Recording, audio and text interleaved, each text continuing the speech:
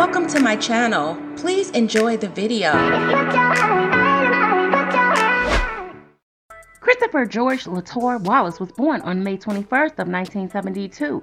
He unexpectedly passed away on March 9th of 1997. He was better known by his stage name, the Notorious B.I.G, Biggie Smalls, or simply just Biggie. Biggie Smalls, as I like to call him, he was an American rapper and he also was a songwriter. Back in the early 90s, Biggie Smalls was rooted in the New York rap scene and gangsta rap traditions. He is widely considered one of the greatest rappers of all time. Wallace became known for his distinctive laid-back lyrical delivery, offsetting the lyrics' often grim content. His music was often semi-autobiographical, telling of hardship and criminality, but also of debauchery and celebration. Born and raised in Brooklyn, New York City, Wallace signed to Sean Puffy Combs' record label known as BadBoy Records. And as it launched in 1993 and gained exposure through features on several other artists' singles that year. His duet album Ready to Die was featured in 1994, and it was met with widespread critical acclaim, and it included his signature songs like Juicy and Big Papa. However, the album made him the central figure in East Coast hip-hop. And see, at the time, the scene was very dominating by hip-hop music. Wallace was awarded the 1995 Billboard Music Awards Rapper of the Year.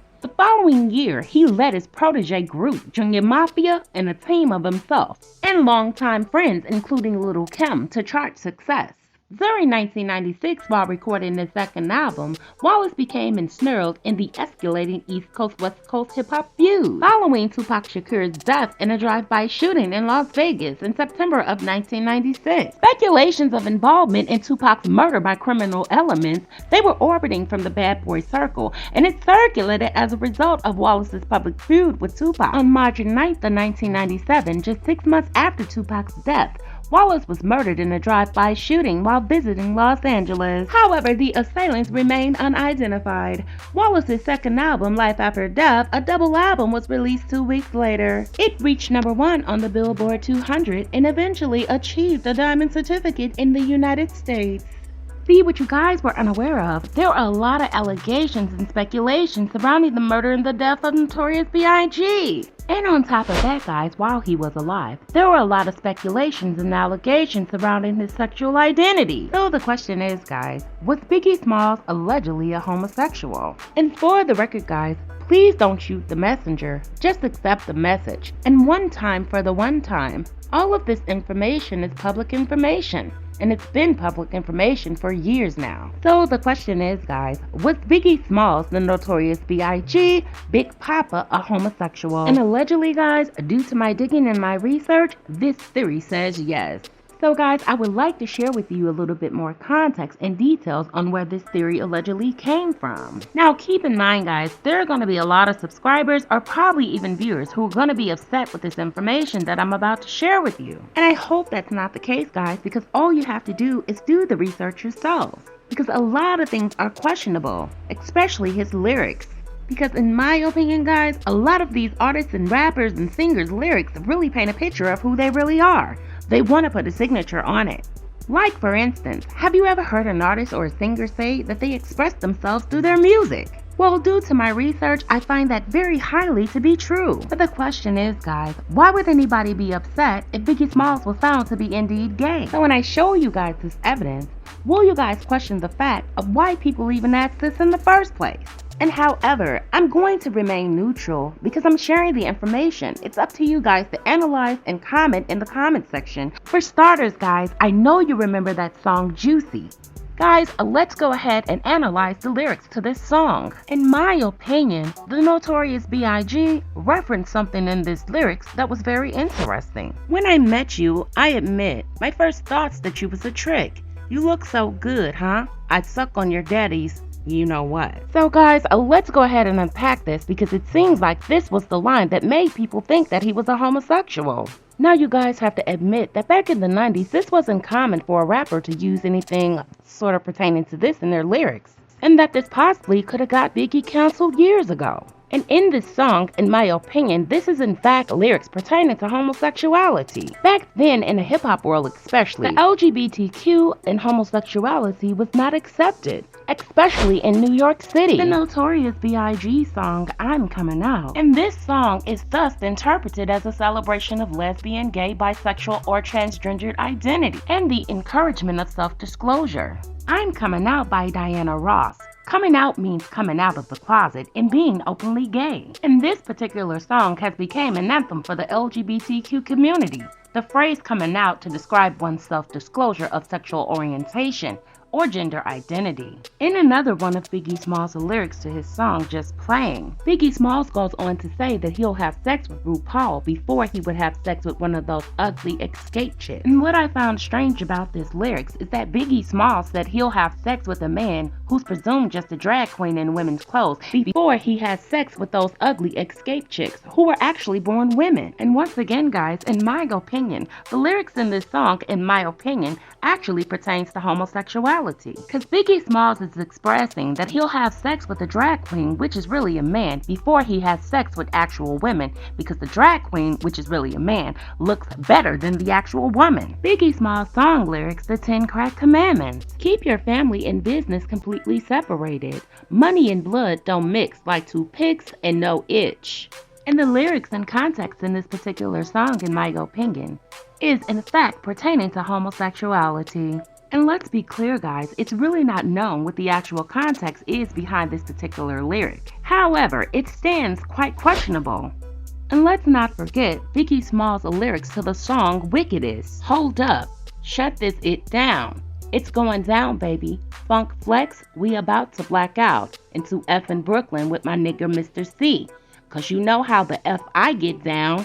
Big dog, pit bulls, status ninja. And see right here, guys, Biggie Smalls clearly states that Mr. C knows how he gets down.